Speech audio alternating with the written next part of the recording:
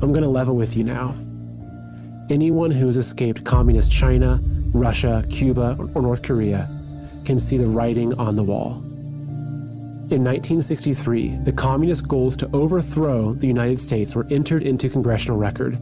They stated, capture one or both of the political parties, infiltrate the press, gain control of key positions in radio, TV, and motion pictures. After this election, it's pretty clear these goals have been achieved.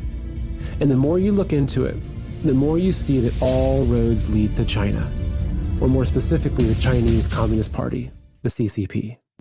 Guess who owns a massive chunk of Hollywood, including AMC theaters and legendary film studios? You got it, the CCP. Guess who pays millions of dollars to mainstream newspapers, including the Wall Street Journal and the New York Times, to publish their propaganda? The CCP. And guess who's given the Biden family billions of dollars? Yes, the CCP. Now do you see why Biden is the media's darling? On the contrary, who's been the biggest thorn in the CCP's side? Who stood up to their abusive trade policies and slapped them with billions of dollars in tariffs? Who dismantled their stranglehold on manufacturing and brought American factories and jobs back home? Who stopped the pillaging of U.S. intellectual property? Who put serious penalties in place for violating religious freedoms? And finally, who had the guts to call a spade and rightfully point a finger at the CCP for concealing a virus that has crippled our entire world? President Trump. Now do you understand why they hate him so much? They've been coming after America, coming after you and I for decades, and their plan was basically complete. That is, until President Trump got in their way. Right now, we're in a battle for our republic. The enemy is already inside the gates. Even those we thought we could trust have turned on us. They're not fighting with guns and bombs, no, but with words, ideas, and narratives. Because what they're fighting for are our minds. In 1956, communist leader Khrushchev said, "We will take America without firing a shot. We do not have to invade the U.S. We will destroy you from within." I hope you can see now that the invisible enemy is communism, and the most deadly virus is the Chinese Communist Party. It sneaks into a country through the vices of corrupt politicians, businessmen, and people with power and influence. It rips through cities and towns, bodies and minds, leaving no stone unturned, no soul untouched, and a trail of death and destruction in its wake. It sows its seeds by convincing us that lies are truth, evil is good, and hatred is love, that division is unity, and that our enemies are each other. Man versus woman, rich versus poor, black versus white, left versus right. It takes root when we feel helpless, afraid, and alone. It erases our history and slanders our forefathers, and teaches our children to hate themselves, their families, and their country.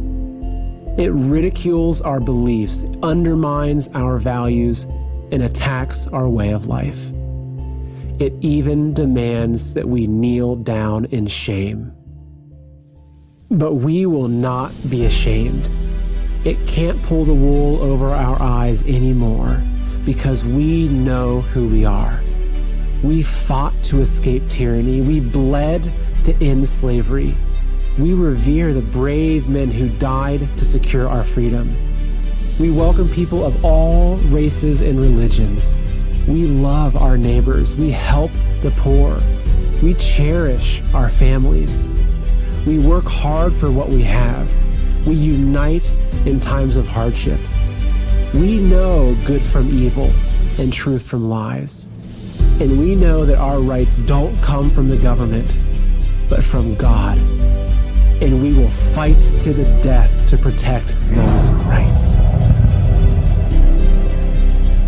The time ahead is critical.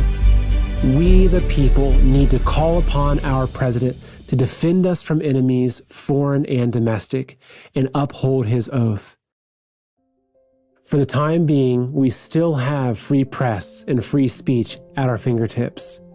But if we don't grab hold of them now, we'll lose them forever. Independent, honest media companies like OAN, Newsmax, and the Epoch Times will guide us out of the darkness, while mainstream media will only drag us further down. It's time to stop giving them our money, our attention, and our minds. Unlike their Facebook pages, unsubscribe from their emails, unfollow them on Twitter, delete their apps, and stop visiting their websites. Support the countless patriots who've gone through hell and high water to get this information to you.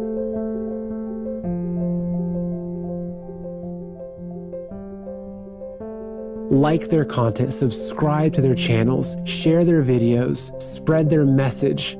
Stop using Google search. Google is censoring every result and robbing you of your right to know the facts. Start using DuckDuckGo and compare them. You'll be shocked. Get off Twitter and Facebook and switch to Parler. Join millions of patriots who have already turned their backs on these toxic companies who dare silence our voices.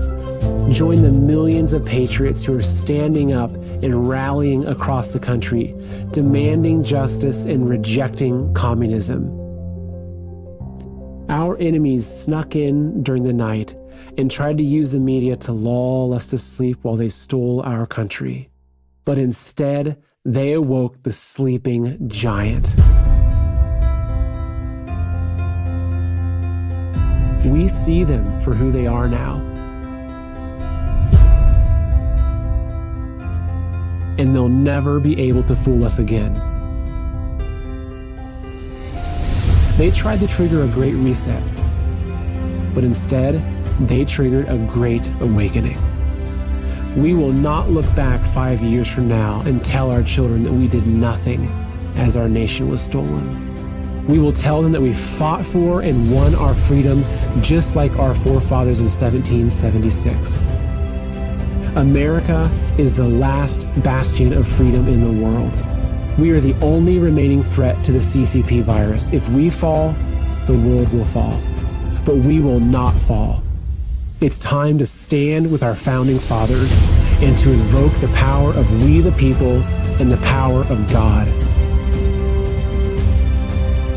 We are the patriots.